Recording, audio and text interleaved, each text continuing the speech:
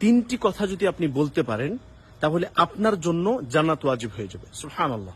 আল্লাহ রাসূল সাল্লাল্লাহু আলাইহি ওয়াসাল্লাম তিনি বলেন, মান ক্বাল, যে ব্যক্তি বলবে, রাদিতু বিল্লাহি রাব্বা, আমি আল্লাহ সুবহানাহু ওয়া তাআলাকে রব হিসাবে গ্রহণ করে নিয়েছি, প্রতিপালক হিসাবে মেনে নিয়েছি।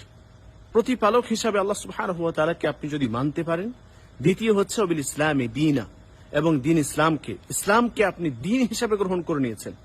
আপনি এটাতে রাজি হয়ে গেছেন যে আমি ইসলামকে দিন হিসাবে গ্রহণ করে নিয়েছি, দিন ইসলাম মোতাবিক আমার জীবনযাপন হবে। তৃতীয় হচ্ছে অবি মুহাম্মাদিন নবিয়া, এবং মুহাম্মদুর রাসূলুল্লাহ সাল্লাল্লাহু আলাইহি ওয়াসাল্লামকে আপনি নবী হিসাবে মেনে নিয়েছেন। অর্থাৎ আপনি আল্লাহ রাসূল সাল্লাল্লাহু আলাইহি ওয়াসাল্লামের অনুসরণ করবেন।